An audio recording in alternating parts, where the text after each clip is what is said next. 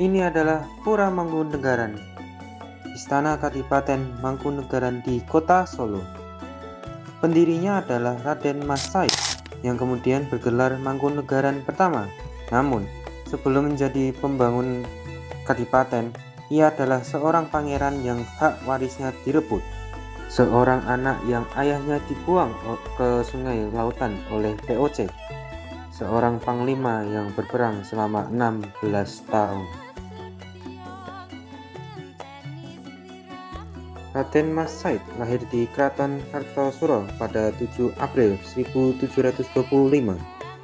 Ia adalah putra Pangeran Arya Mangkunegaran, putra tertua Sunan Amangkurat keempat. Secara garis keturunan, ayahnya yang seharusnya mewariskan tahta Mataram. Namun, Pangeran Arya Mangkunegaran bersikap anti VOC. Akibatnya, ia diasingkan ke Ceylon yang kini bernama Sri Lanka. Saat itu, Raden Mas Said baru berusia 3 tahun. Ibunya meninggal. Ia dan kedua adiknya hidup dalam kondisi menyedihkan, bahkan sering tidur di kandang kuda. Setelah ayahnya diasingkan, tahta jatuh kepada adik ayahnya yang bergelar Pakubuwono II. Pakubuwono II dekat dengan VOC. Menjelang usia 14 tahun, Raden Mas Said dipanggil ke keraton. Namun ia hanya diangkat ke posisi yang sangat rendah untuk seorang keturunan putra mahkota. Ia sakit hati. Ketidakadilan ini menjadi pendorong utama perlawanannya. Pada 1742 terjadi geger pecinan. Keraton Kartosuro direbut. Raden Mas Said keluar dari keraton dan memulai perjuangan. Perlawanannya berlangsung 16 tahun. Terbagi dalam 3 periode. Sekitar 250 kali pertempurannya ia lakukan. Belanda yang frustasi memberikannya julukan Pangeran Samber Nyawa atau penyabut nyawa.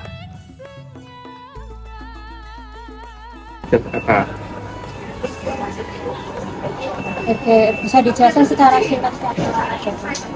Di Raden Mas Said itu cucu dari Sunan Amangkurat IV. Sunan Amangkurat IV itu Raja Mataram di Kartosuro. Nah, Raden Mas Said itu juga keponakan dari Sunan Pakubuwono II dan Sri Sultan Hamengkubuwono I. Jadi Raden Mas Said itu keponakan dari pendiri Keraton Kasunanan Surakarta dan pendiri dari Kesultanan Ngayogyakarta Jogja. Gitu. Apakah beliau memiliki julukan yang terkenal secara banyak orang?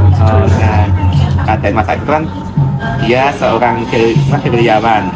Dia beliau itu kan pandai berperang. Nah, setiap beliau berperang pasti yang korban tewasnya tuh banyak. Nah, sehingga masyarakat yang berikutnya tuh samber nyawa.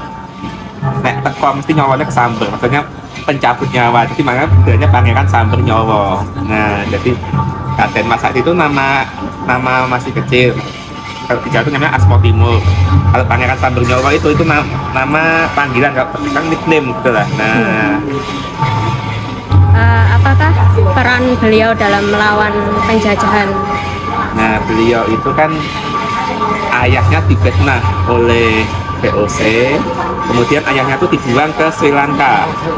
Nah, karena ayahnya dibuang ke Sri Lanka, beliau tuh memberontak melawan pamannya Sunan Pakubuwono II dan melawan ke VOC, juga memberontak melawan pamannya yang di Jogja. Nah, untuk memperjuangkan haknya sebagai cucu tertua dari Sunan Amangkurat IV dan ketidakadilan terhadap ayahnya tersebut. Nah, beliau itu berperang selama kurang lebih 16 tahun. Nah, akhirnya perangnya itu selesai karena tidak ada yang menang, tidak yang kalah. Nah, pemerintah kolonial VOC itu dengan Raden Mas Said memberi suatu perjanjian, namanya perjanjian Salatiga. Nah, itu antara Sunan Pakubuwono III dari Kasunanan Surakarta dengan Raden Mas Said. Nah, setengah wilayah Surakarta itu menjadi milik Raden Mas Said, tapi Raden Mas Said tidak berhak atas tahta, sehingga sebenarnya Kanjeng Pangeran Adipati Arya. Jadi beliaunya bukan raja. Di Jawa kan raja itu ada dua, Sunan sama Sultan. Nah, beliau itu gelarnya adipati. Nah, jadi itu setingkat di bawah raja. Jadi namanya di sini kadipaten. Nah, Ada peran dalam pembentukan Mangkunegaran. ya tadi karena perjanjian Salatiga tadi, Raden Mas Said dapat setengah wilayah Surakarta. Nah, sejak saat itu wilayah yang di bawah kekuasaan Raden Mas Said namanya Kadipaten Mangkunegaran. Dari namanya kan Mangkunegaran, Kanjeng Gusti Pangeran Adipati Arya Mangkunegoro. Nah, negaranya namanya Mangkunegaran gitu. Sebenarnya cuma di sini doang atau? Kekuasaannya itu Kota Solo bagian utara, Kabupaten Karanganyar sama Wonogiri. Nah, Keraton Kasunanan itu Solo bagian selatan, Sukoharjo, Boyolali, Sragen, sama Sukoharjo. Apa ada peninggalan asli dari beliau di sini? Peninggalan aslinya itu berupa pusaka namanya ya. Nah, pusakanya itu tersimpan di dalam bagian dalam sana namanya dalam ageng. Nah, itu tidak boleh diakses publik, tidak boleh dilihat siapapun, hanya petugasnya saja. Abdi dalamnya yang berbuka cuma beberapa saja, jadi itu disakralkan, dan yang boleh melihat cuma Kanjeng Gusti Mangkunegoronya sendiri sama abdi dalam yang dipilih. Itu benda-benda beliau itu disimpan di dalam sana. Yang bisa dilihat itu sekarang tinggal gamelan Kiai Hanyut Mesem yang warna hijau itu, sama yang ini yang dibunyikan ini gamelan Munggang ini. Nah, itu dari zaman Mangkunegoro I semua. Menurut bapaknya sendiri, mengapa Raden Mas Said masih penting hingga saat ini? Ya, kalau secara nasionalisme ya patriotisme, nah itu perlawanan beliau terhadap ketidakadilan itu yang mungkin menjadi pelajaran buat generasi selanjutnya untuk berani bersuara ketika terjadi ketidakadilan. Sama yang satu lagi adalah kerja keras. Jadi beliau tuh menjadi penguasa tuh tidak langsung celing gitu ya, tapi beliau tuh dari nol. Jadi beliau berperang 16 tahun, itu keliling satu pulau dari Wonogiri, Ponorogo, Semarang. Nah, itu kan juga dengan uang yang seadanya. Akhirnya 16 tahun itu terbayar dengan mendapat apa. Nah, jadi mungkin ya itu melawan ketidakadilan, kerja keras. Nah, itu kan juga patut dipelajari oleh generasi yang sekarang.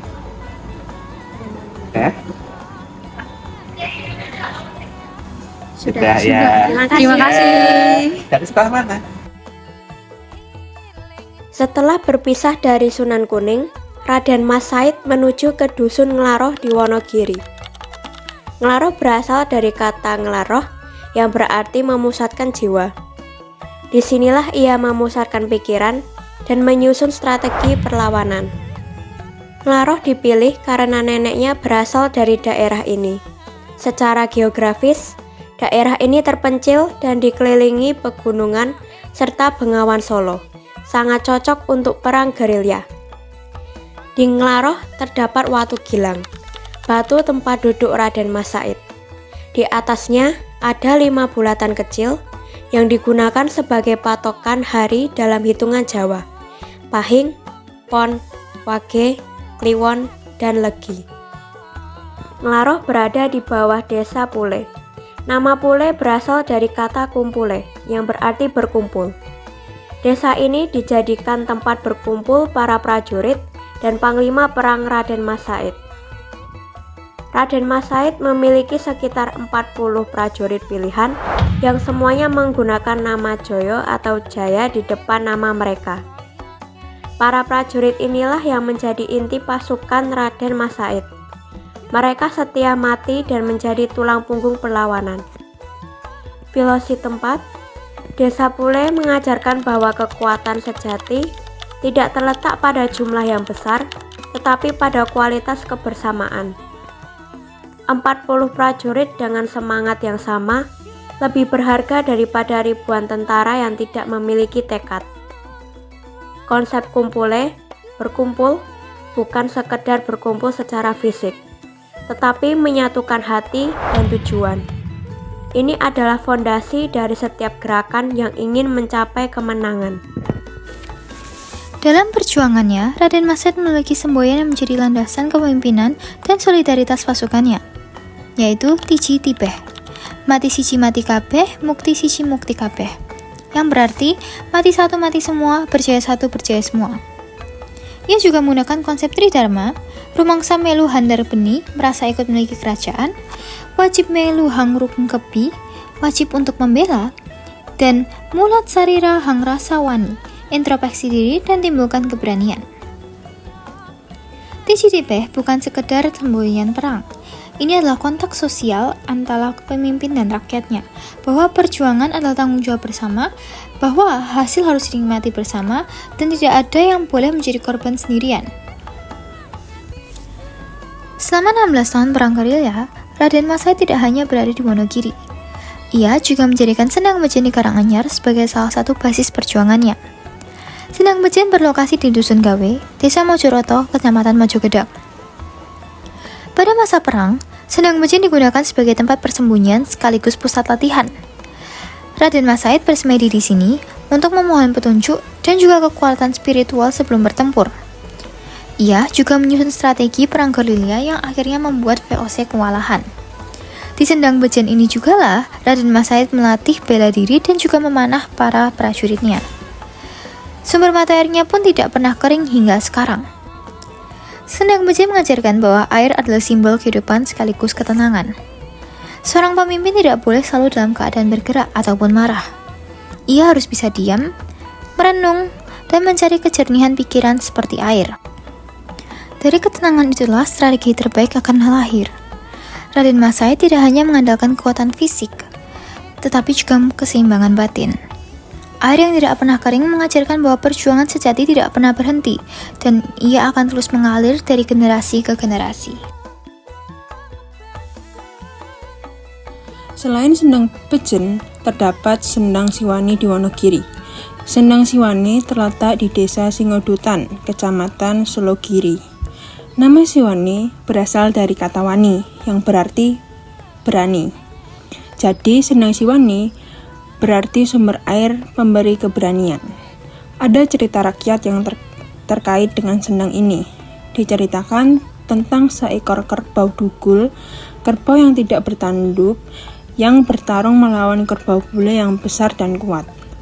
Kerbau dugul hampir kalah, namun setelah meminum air Sendang Siwani, ia bangkit dan memenangkan pertarungan. Filosofi tempat. Sendang Siwani mengajarkan bahwa keberanian tidak selalu datang dari dalam diri.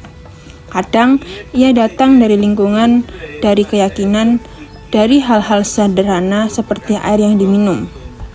Kisah kerbau dugul adalah simbol bahwa yang lemah dapat mengalahkan yang kuat. Jika ia percaya pada kekuatan yang ada di sekitarnya, Raden Mas Said tidak hanya mengenalkan pedang dan tombak, ia juga mengenalkan kepercayaan dan keyakinan spiritual. Inilah filosofi bahwa perang tidak selalu dimenangkan oleh yang terkuat secara fisik, tetapi oleh yang paling teguh keyakinannya. Pada 17 Maret 1757, Perjanjian Salatiga ditandatangani. Raden Mas Said diakui sebagai penguasa Raja Mangkunegaran dengan gelar Kanjeng Gusti Pangeran Adipati Arya Mangkunegaran pertama. Wilayahnya meliputi Keduang, Nglaroh, Haribaya, Wiroko, Banggabayan, Sembuyan, Gunung Kidul, dan Matesih. Raden Mas Said wafat pada 28 Desember tahun 1795. Ia dimakamkan di Astana Mangadek, Karanganyar. Pada tahun 1988, pemerintah Indonesia menganugerahkan gelar pahlawan nasional kepadanya. Satu hal yang unik, di seluruh pura Mangkunegaran tidak ada satupun lukisan wajahnya. Ia melarangnya. Ia tidak ingin dikutuskan. Cukup karyanya yang diingat. Filosofi penutup, tidak ada lukisan wajah di istananya. Mengajarkan bahwa seorang pemimpin sejati tidak ingin dipuja sebagai Tuhan. Ia ingin diingat melalui karya dan warisannya. Dari Sendang Bejen hingga Nglaroh. Dari Pura Mangkunegaran hingga identitas politik Wonogiri. Semuanya adalah filosofi yang masih hidup. Bahwa keadilan, solidaritas, keberanian, keseimbangan, inklusivitas, dan kerendahan hati adalah nilai-nilai yang tidak pernah usang. Warisan Mangkunegaran pertama masih hidup dan tugasnya kita adalah menjaganya.